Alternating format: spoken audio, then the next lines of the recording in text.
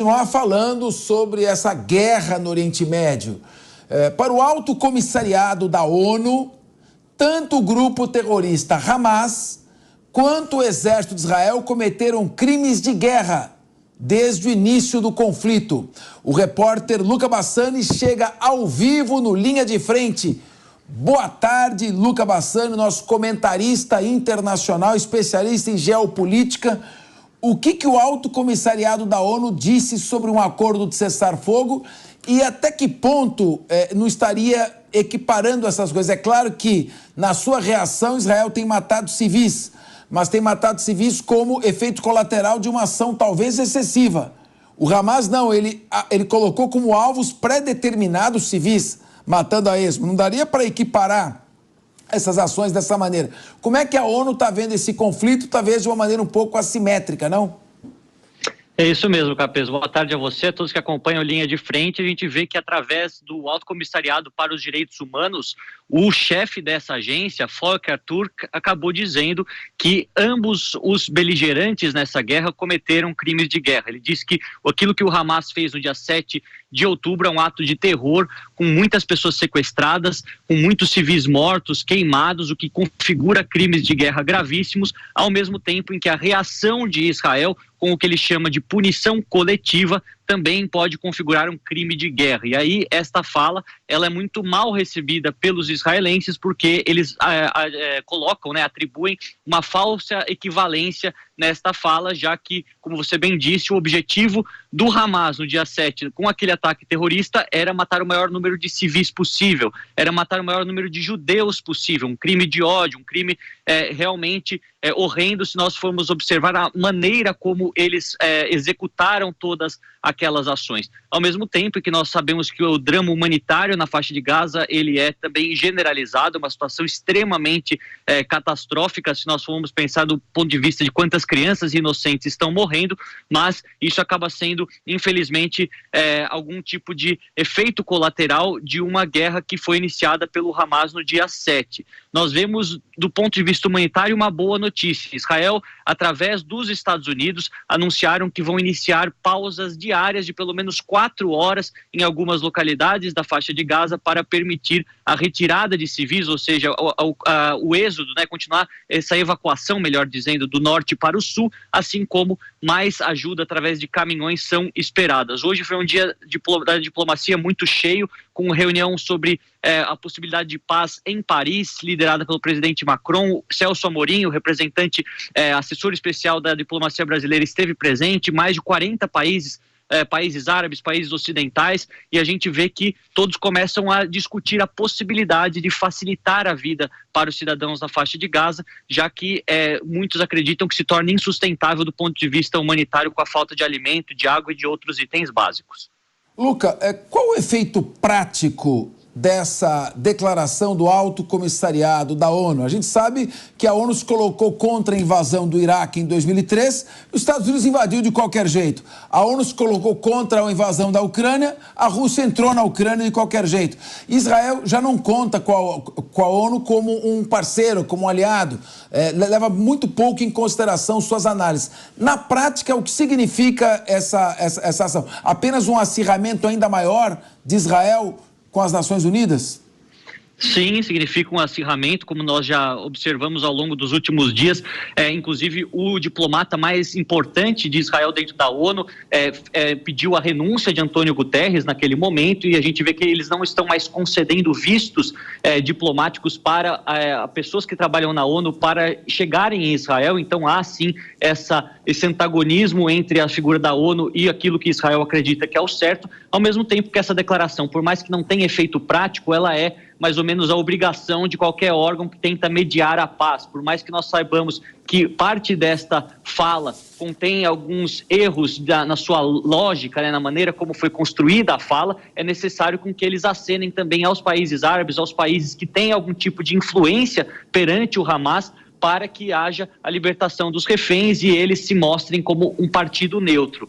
A gente vê também, Capês, acho importante mencionar que no Catar, em Doha, mais reuniões acontecem entre americanos, entre jordanianos, entre os próprios catares, com as lideranças do Hamas, para tentar liberarem um grande número de reféns nos próximos dias, em troca de uma pausa tática, uma pausa nas hostilidades mais longa, talvez aí de algumas horas, quase metade de um dia, o que seria muito positivo para a população que tem sofrido muito. Se isso vai acontecer, nós não sabemos. Mais de um mês de guerra, apenas 5 reféns foram recuperados, 4 libertas pelo Hamas e uma recuperada, uma soldado israelense através das forças especiais da IDF. Então a gente vê que ainda mais de 240 pessoas esperando uma resposta, nesse aspecto, para que possam voltar para suas casas também. Ô, Luca, eu tenho que chamar um break agora, mas eu quero fazer uma pergunta e você ficar pensando na resposta enquanto entra esse break. Nós estamos começando a sofrer um efeito psicológico anestésico com relação à guerra da Ucrânia e com relação à própria guerra do Oriente Médio e libertação de reféns. Daqui a pouco nós começamos a não nos importar mais tanto com isso. Se você tem alguma informação da taxa de mortos diária na Ucrânia, quantos soldados têm morrido, como é que está esse ataque e se tem algum aceno para as famílias que estão com seus parentes feitos reféns pelo Hamas, eu chamo um break ou um intervalo e você responde na sequência. Até já. Voltamos aqui no Linha de Frente, a informação de Luca Bassani. Parou de morrer gente na Ucrânia, os reféns estão bem, ou seja, nós estamos começando a sofrer um efeito anestésico, porque não se fala mais da Ucrânia também, a mainstream media, que é a mídia principal na Europa, nos Estados Unidos, já não está mais focando nesse assunto. O que você tem a dizer, você que tem sempre informações muito apuradas aqui? Eu tenho uma carreira jovem no jornalismo, já acompanhei muitas guerras, desde a retomada do Talibã no Afeganistão, a própria guerra da Ucrânia, estando lá um pouco antes da guerra, agora essa guerra, e a gente vê que são apenas poucas guerras em relação a todas aquelas que temos no mundo. A guerra no Iêmen é uma das mais devastadoras e mais catastróficas situações humanitárias que temos hoje no mundo, com mais de 300 mil mortos, 85 mil crianças que morreram de fome nos últimos 9 anos. A situação da guerra civil no Sudão, que também se desenrolou no ano passado, esse ano, também é uma catástrofe. Então a gente vê que muitas vezes, após a exaustão da notícia parecer repetida, as pessoas se tornam mesmo anestesiadas. Nós, como órgãos de imprensa, devemos sempre trazer essas informações, mas se não gera a devida resposta por parte do público, também isso acaba caindo no esquecimento, infelizmente, mas continuam muitos morrendo, continuam muitos passando necessidades, muitos em uma situação humanitária extremamente adversa. Falando sobre a Ucrânia com a comparação com Gaza, eu levantei os números quando a guerra em Israel completou 30 dias. Naquela marca de 30 dias, nós tínhamos 10 mil mortos na faixa de Gaza, dos quais 4 mil, um pouco a mais, eram crianças.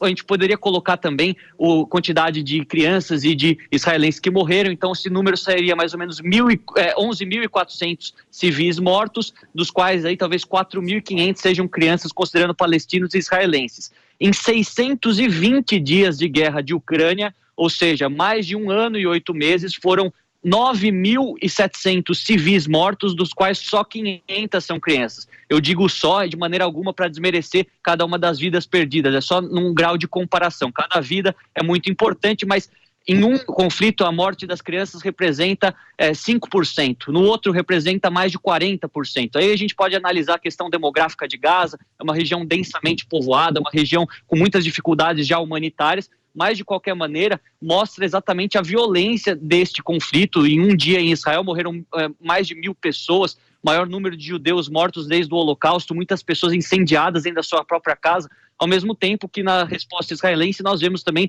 imagens muito fortes de crianças embaixo dos escombros, os hospitais não podendo atender todos os feridos pela falta de medicamentos, de anestesias e outros importantes elementos para fazer esse atendimento. Então é realmente uma situação extremamente dramática, e por mais que nós não falemos de maneira tão constante, esses conflitos infelizmente continuam, e as imagens, as notícias são realmente horrendas. A pergunta de Emerson Tawil, como estão quase no fim do programa, para você ser sintético na sua resposta. Emerson Tawil.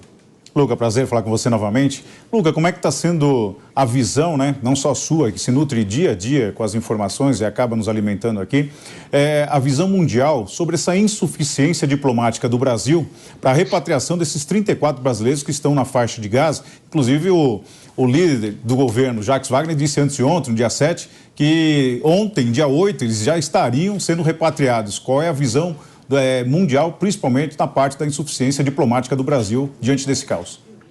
Olha, esse atraso tem chamado a atenção, porque até agora foram mais de 3 mil cidadãos de dupla nacionalidade ou estrangeiros que estavam em Gaza e conseguiram sair, fazer o caminho para o Egito e a partir do Egito voltar a seus respectivos países.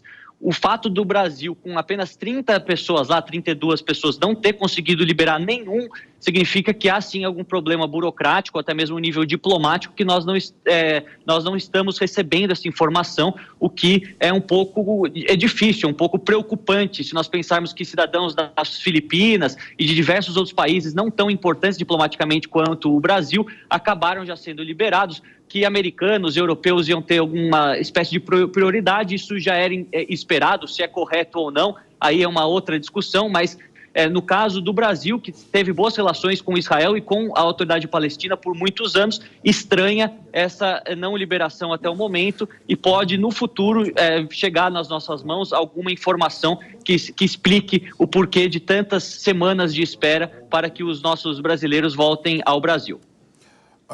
Luca Bassani, eu vou ler uma notícia, você faz um comentário, então já que você está aqui, a próxima notícia, os serviços de inteligência norte-americanos têm negociado a liberação de reféns com o Hamas. Quer dizer que negócio que não se negocia com terrorista depende das circunstâncias. As informações são do jornal The New York Times. Autoridades dos Estados Unidos afirmam que o diretor da CIA, William Burns, tem ajudado a facilitar as negociações. Acredite que o Hamas tem, agora o número subiu, mais de 240 reféns em seu poder na faixa de Gaza. Luca, você ainda está por aí? Tô sim, Capês. Luca, eu acho... Dizer que vai jogar uma bomba atômica em Gaza não ajuda nada a negociação para a liberação de reféns, não? É o famoso ministro, para de me ajudar. Essa fala do ministro foi extremamente desastrosa, ele foi uma espécie de exoneração, né? Foi afastado totalmente das suas funções, mas a gente vê que os americanos têm tido um papel fundamental, o Catar também, esse um país tão pequeno, 4 milhões de pessoas, sediou a Copa do Mundo, tem uma questão política bem complexa e está sendo um pivô na liberação dos reféns. Os americanos têm interesse porque há muitos americanos entre os reféns. Essa é o principal interesse dos americanos, liberar os seus e depois tentar, a partir disso, convencer Israel a diminuir a intensidade dos seus ataques. Se isso vai ser factível ou não, a gente só vai saber nas próximas semanas. Como a gente observa, os números são muito baixos, apenas 5 reféns libertos em um mês de guerra, sendo que tem mais de 240, é realmente um número muito, muito pequeno. Agora, o governo brasileiro, o próprio governo federal brasileiro está avaliando que a questão dos 34 brasileiros ainda na faixa de Gaza querendo sair é má vontade do governo israelense. Você já ouviu alguma coisa nesse sentido ou acha que mesmo são trâmites burocráticos e por coincidência vão saindo mais americanos, europeus e os brasileiros ficam no fim da fila? Olha, a gente vê que precisa de uma concordância das autoridades egípcias e israelenses, pelo menos é o que foi divulgado à imprensa. Pode ser que uma delas esteja representando um entrave, como o Brasil tem boas relações com o Egito, talvez atribuem a Israel, talvez falas do passado do atual governo em relação ao Hamas, em relação à autoridade palestina, o que dificulta a benevolência dos israelenses de querer libertar os brasileiros. Mas a gente vê que não há nenhum tipo de indício, evidência concreta que mostre isso, são sempre boatos. No fundo, a gente só vai ficar sabendo dessas informações de maneira 100% correta, uma vez que eles possam voltar ao Brasil, uma vez que a guerra acabe e todas essas histórias de bastidores venham à tona. Agora, tudo que a gente faz é esperar, talvez orar, talvez até falar com os representantes, fazer uma cobrança dos representantes, buscar informações concretas para que a gente não fique passando para frente fake news, que nesse momento também tem se tornado um grande problema neste momento de guerra. Exato, Luca Bassani. A gente não pode deixar de pensar nos reféns, em que condições que eles se encontram, como estão sendo alimentados, como estão sendo mantidos. Tudo isso é muito triste. Muito obrigado, Luca Bassani. Boa noite, uma honra ter você aqui no nosso Linha de Frente. Obrigado.